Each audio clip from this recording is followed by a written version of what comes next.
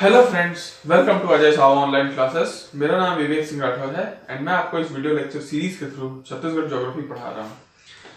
पिछले लेक्चर में हम लोगों ने forest resources of Chhattisgarh start किया है, जो कि चैप्टर 7 है हमारे वीडियो लेक्चर सीरीज का।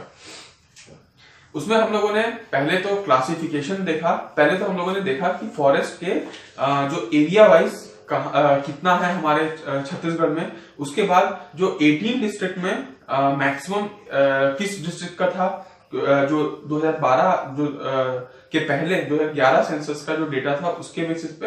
एंड देन हम लोग 27 डिस्ट्रिक्ट में देखे थे कि कहाँ पे मैक्सिमम फॉरेस्ट है, कहाँ पे मिनिमम फॉरेस्ट है, area and percentage wise as well as. उसके बाद हम लोगों ने फॉरेस्ट के क्लासिफिकेशन देखे थे, अलग अलग टाइप के, जैसे कि वेजिटेशन के बेसिस पे फॉरेस्ट के कितने क्लासिफिकेशन है, लॉस के बेसिस पे कितने क्लासिफिकेशन है, एंड देन क्लाइमेट के बेसिस पे कितने क्लासिफिकेशन है।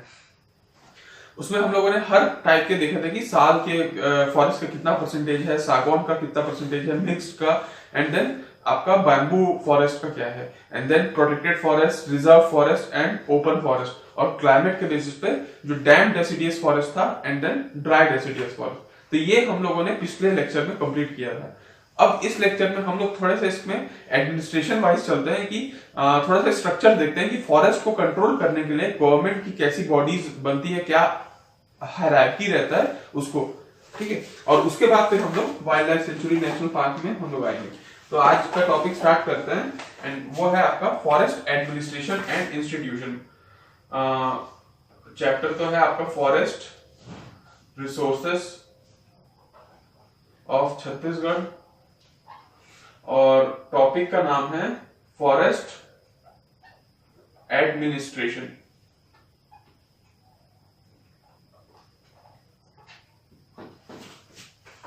पहले एक वीडियो में मैंने बताया था कि, और फिर अभी बता देता हूं कि किसी को भी ऐसा कोई पर्सनल क्वेश्चन होता है या कुछ भी ऐसा डाउट होता है जो कि कमेंट बॉक्स पे नहीं लिख पाते हैं और वो मेरे से अगर बात करना चाहते हैं पर्सनली, तो मैं अपना ईमेल आईडी दे देता हूं और उस ईमेल आईडी से आप लोग मेरे से कांटेक्ट पर्सनली कर सकते हैं, जो कि कमेंट बॉक्स में ओपनली आप नहीं बोल पाते।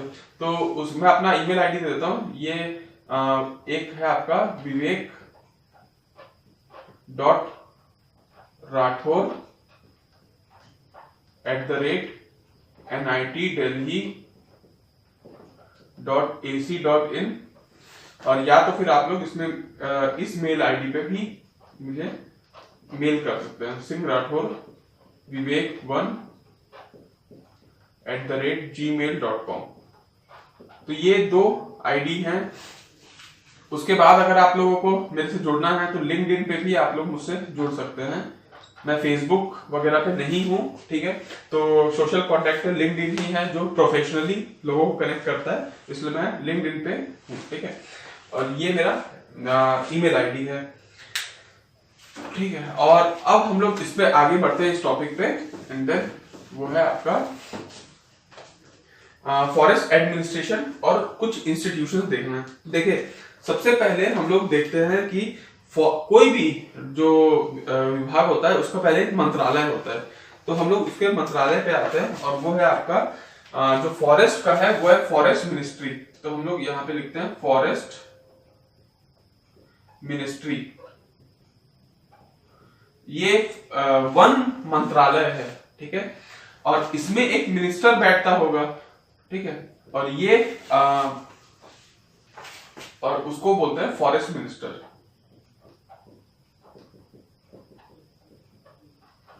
ओके।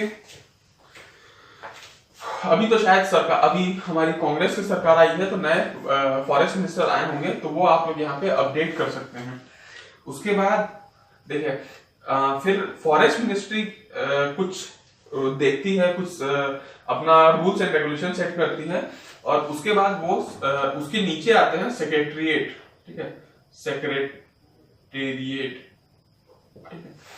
और यहां पे कौन बैठता है, तो यहां पे बैठते हैं प्रिंसिपल सेक्रेटरी फॉरेस्ट, ठीक है। और आज के डेट पे ये है आपके C.K. खेतान जी, अभी PSF है। और उसके बाद सेक्रेटरीट के बाद डायरेक्टोरेट आता है, जहां पे कोई भी चीज जो यहाँ पॉलिसी बनाई रहती है उसको इम्प्लीमेंटेशन की बारी आती है तो डायरेक्टोरेट में वो होता है, और वहां पे जो बैठते हैं वो है आपके पीसीसीएफ, ठीक है। और अभी के जो प्रिंसिपल कंजर्वेटरी फॉरेस्ट वाले हैं वो हैं श्री मोदित कुमार सिंह, ये अभी हमारे छत्तीसगढ़ के पीसीसीएफ है। तो फॉरेस्ट मिनिस्ट्री है, उससे नीचे सेक्रेटरीट रहता है और वहां उसके और एक है डायरेक्टोरेट। उसके बाद पूरे छत्तीसगढ़ को हम लोग जो वन विभाग है वो अलग अलग डिवीजन में बांट के रखता है, तो डिविजन्स होते हैं छत्तीसगढ़ के वन फॉरेस्ट डिवीजन, ठीक है। और यहाँ पे जो बैठते हैं वो है डीएफओ, ओके। उसके बाद ये डिवीजन के भी सब डिविजन्स होते हैं, और उसमें कौन बैठता है, एसडीओ, ठीक है। उसके बाद आता है रेंजर, उसके बाद डेप्यूटी रेंजर,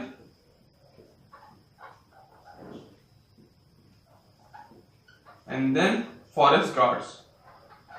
ये टोटल फॉरेस्ट का अगर देखा जाए तो ये हायरार्की में चलता है फॉरेस्ट का जो एडमिनिस्ट्रेशन है, ministry, secretariat, directorate, then division, sub division, then ranger, deputy ranger and then forest guards, ये है टोटल। अब हम लोग अगर देखें तो ये जो डिवीजन है या फॉरेस्ट सर्कल है हमारे छत्तीसगढ़ का, वो टोटल 6 फॉरेस्ट सर्कल है हमारे पास।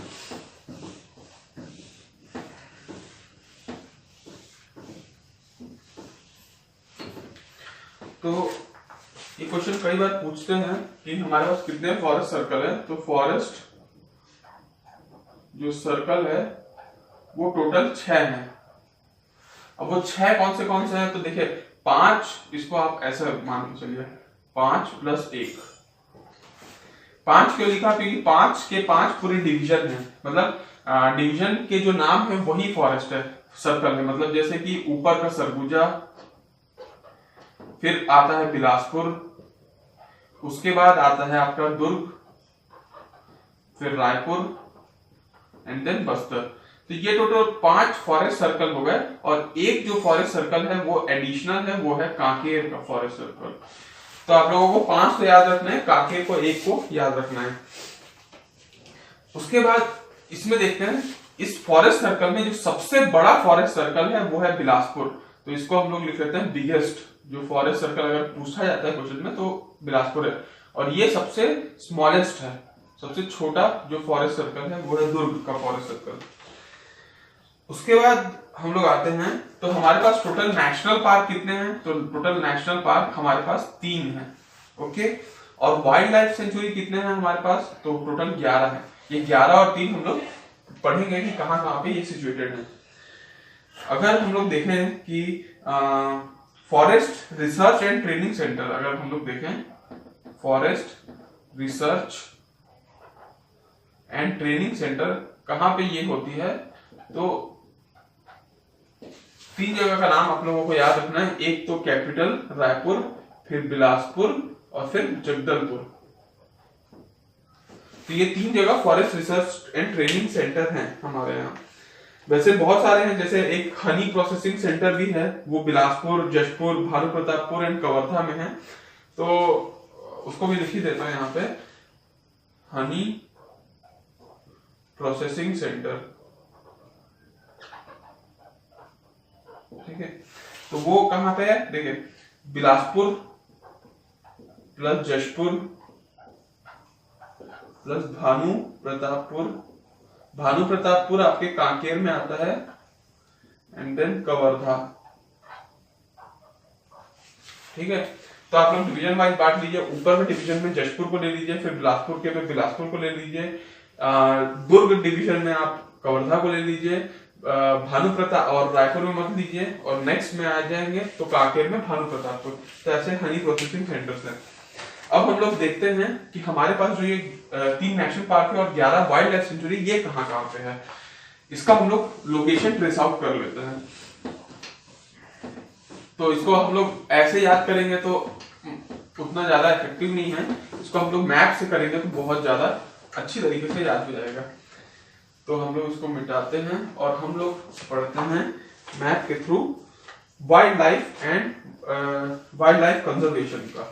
हम लोग यहाँ पे लिख लेते हैं wild life and wild life conservation.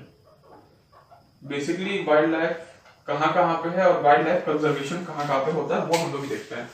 ठीक है, तो टाइप्स में तो हम लोगों ने पढ़ा ही था, प्रोटेक्टेड फॉरेस्ट, रिजर्व फॉरेस्ट वगैरह। तो अब हम लोग थोड़ा मैप से देखते हैं।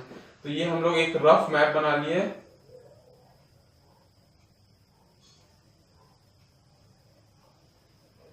और ये हम लोगों ने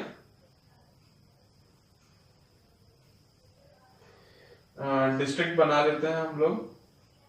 ये हो गया आपका, ये क्लासिफाइड हो गया। उसके बाद ये दुर्ग का डिवीजन बना लेते हैं हम लोग, एंड देन ये, और ये कांकेर बन गया, ये नारायणपुर कोंडागांव आ गया, और ये दंतेवाड़ा बन गया, एंड देन ये बस्तर सुकमा बन गया। तो ये टोटल हमारे रफ मैप है। अब हम लोग देखते हैं कि कहाँ कहाँ पे ये सिचुएटेड है। देखिए, सबसे पहले ऊपर से आते जाते हैं और ऐसे हम लोग जाते हैं। तो देखिए, यहाँ पे अगर हम लोग आए कोरिया डिस्ट्रिक्ट में, तो कोरिया डिस्ट्रिक्ट का आप लोगों को याद रखना है, वो है आपका गुरु घासीदास नेशनल पार्क। गुरु घासीदास नेशनल पार्क एक्चुअली क्या था, छत्तीसगढ़ जब नहीं बना था तो मध्य प्रदेश के ये वाला जो एरिया है यहाँ पे संजय गांधी नेशनल पार्क था, और यही संजय गांधी नेशनल पार्क यहाँ तक एक्सटेंड हुआ था। बट जब छत्तीसगढ़ बना, ये वाला पार्ट अलग हमारे पास आ गया, तो इसको हम लोगों ने नया नामकरण दिया और वो है गुरु घासीदास नेशनल पार्क। ये पूरे अभी 3 नेशनल पार्क हमारे छत्तीसगढ़ में, वो पूरे 3 नेशनल पार्क का सबसे बड़ा नेशनल पार्क यही है।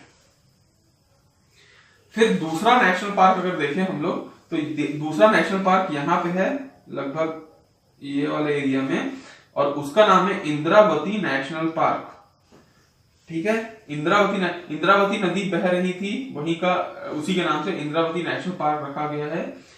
और ये यहाँ पे एक नेशनल पार्क है जिसको बोलते हैं Kanger valley national park. Kanger valley national park. तो टोटल हमारे पास 3 नेशनल पार्क है जो कि ट्रेस आउट हो चुका है। गुरु घासीदास नेशनल पार्क, यहाँ पे इंद्रावती नेशनल पार्क, और यहाँ पे कांगेर वैली नेशनल पार्क है।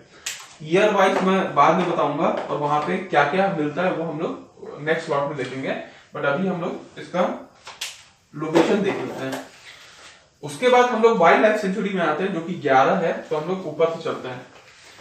अब गुरु घासीदास नेशनल पार्क के बाजू में सूरजपुर है, यहाँ पे है Tamor Pingla wildlife sanctuary. Tamor Pingla wildlife sanctuary पूरे 11 वाइल्ड लाइफ सेंचुरी की सबसे बड़ी वाइल्ड लाइफ सेंचुरी यही है, Tamor Pingla wildlife century. इसके बाद जो बलरामपुर आते हैं, तो यहाँ पे है सेमर सोट वाइल्ड लाइफ सेंचुरी। इसका नाम है सेमर सोट वाइल्ड लाइफ सेंचुरी। ठीक है, उसके बाद हम लोग नेक्स्ट आते हैं, तो ये जशपुर आते हैं, और जशपुर में है बादल खोल वाइल्ड लाइफ सेंचुरी। ठीक है, तो हम लोग ये वाइल्ड लाइफ सेंचुरी को नहीं लिखते हैं, हम लोग, ये लंबा हो जाएगा। वाइल्ड लाइफ सेंचुरी समझ में आ रहा होगा आप लोगों को। ठीक है, इसको हम लोग हटा देते हैं और ये हम लोग हटा देते हैं। ठीक है, तो तमोर पिंगला, सेमरसोट एंड बादलखोल। बादलखोल पूरे 11 वाइल्ड लाइफ सेंचुरी का सबसे छोटा वाइल्ड लाइफ सेंचुरी ये है। तो सबसे बड़ा ये, सबसे छोटा ये, और सबसे बड़ा नेशनल पार्क गुरु घासीदास नेशनल पार्क। और सबसे छोटा नेशनल पार्क है तो कांगेर वैली नेशनल पार्क है। तो सबसे बड़ा नेशनल पार्क, सबसे छोटा नेशनल पार्क, सबसे बड़ा वाइल्ड लाइफ सेंचुरी, सबसे छोटा वाइल्ड लाइफ सेंचुरी। अब हम लोग इधर आ गए तो ये वाला पूरा पोर्शन कंप्लीट हो गया। सरगुजा में कोई ऐसा wild life sanctuary national park नहीं है, ये टोटल कंप्लीट। मुंगेली और बिलासपुर में हम लोग यहाँ पे मान के चलते हैं ये, और इसका नाम है अचानक मार्ग वाइल्ड लाइफ सेंचुरी। और ये ही इकलौता बायोस्फीयर रिजर्व है हमारे पूरे छत्तीसगढ़ में। तो हम लोग इसमें 3 नेशनल पार्क पढ़ते हैं, प्लस 11 वाइल्ड लाइफ सेंचुरी पढ़ते हैं, प्लस 1 बायोस्फीयर रिजर्व पढ़ते हैं। तो ये बायोस्फीयर रिजर्व भी है, ये one of the wild life sanctuary भी है, और ये one of the tiger reserve भी है। तो हम लोग टाइगर रिजर्व भी देखते हैं। और यहाँ पे गेम सेंचुरी भी है। तो वो सब मैं थोड़ा सा जब डिटेल में जाऊंगा तो बताऊंगा, अभी सिर्फ लोकेशन बता रहा हूँ। अचानक मार हो गया, यहाँ पे कुछ नहीं है, यहाँ पे कुछ नहीं है, यहाँ पे एक है, वो है गोमर्दा वाइल्ड लाइफ सेंचुरी। ठीक है, गोमर्दा वाइल्ड लाइफ सेंचुरी। उसके बाद हम लोग आते हैं, तो देखिए कवर्धा में एक है, वो है आपका भोरम देव वाइल्ड लाइफ सेंचुरी। तो भोरम देव वाइल्ड लाइफ सेंचुरी हो गया। उसके बाद यहाँ पे और कोई चीज नहीं है, और कोई वाइल्ड, यहाँ पे अब बलौदा बाजार में एक है, वो है बार नवापारा वाइल्ड लाइफ सेंचुरी। ये थोड़ा सा बार नवापारा बलौदा बाजार और महासमुंद में एक्सटेंडेड है, बट बार नवापारा जो जगह है वो बलौदा बाजार में आता है, इसलिए इसको बलौदा बाजार में लिया जाता है, बार नवापारा वाइल्ड लाइफ सेंचुरी। अब नेक्स्ट आते हैं, तो रायपुर में कुछ नहीं है, आपके महासमुंद में कुछ नहीं है। अब ये धमतरी और गरियाबंद में आपको एस और यू लिखना है, एस और यू। ठीक है, एस यू। इधर से पढ़े तो यूएस हो जाता है। तो इसका नाम है सीता नदी वाइल्ड लाइफ सेंचुरी और इसका है उदयंती वाइल्ड लाइफ सेंचुरी। तो सीता नदी और उदयंती वाइल्ड लाइफ सेंचुरी। अब हम लोग आते हैं और यहाँ पे अब हम लोग बस्तर डिवीजन में एंटर करते हैं।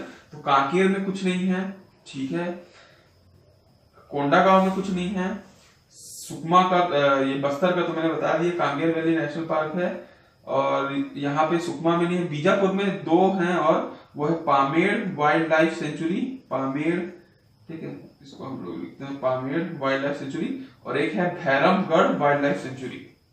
तो टोटल कितने हो गए, 1 2 3 4 5 6 7 8 9 10 11, तो टोटल 11 वाइल्ड लाइफ सेंचुरी हो गए। ये ऐसे सीक्वेंस में है, ठीक है, और ऐसे करके आप याद रख सकते हैं। तो ज्यादा बेटर है, मैं कहूंगा कि छोटे छोटे डिवीजन में बांट के चलिए। कुछ भी चीज याद करना है छत्तीसगढ़ पॉइंट ऑफ व्यू से, ज्योग्राफी पॉइंट ऑफ व्यू से, तो आप लोग पहले डिवीजन वाइज बांट लीजिए, और इस डिवीजन के को याद अलग रखिए, इसको अलग रखिए, और फिर बाद में 5 डिवीजन को कंपाइल कर दीजिए, तो बहुत आसानी से समझ में आ जाता है। तो ये टोटल लोकेशन हो गया। अब इसके बाद हम लोग इसमें थोड़ा सा इसका डिटेल देखेंगे कि ये कब कब स्टैब्लिश हुआ, और यहाँ पे कौन से जो वाइल्ड लाइफ सेंचुरी है, तो कौन से स्पीसीज पाए जाते हैं, इनकी क्या क्या फीचर्स है, वो हम लोग नेक्स्ट में डील करेंगे। ठीक है, तो इस लेक्चर के लिए इतना काफी है। इस लेक्चर में आप लोग लोकेशन ट्रेस आउट कर लिया, नेक्स्ट लेक्चर में हम लोग डिटेल में पढ़ेंगे। तो अभी के लिए इतना काफी, थैंक यू सो मच।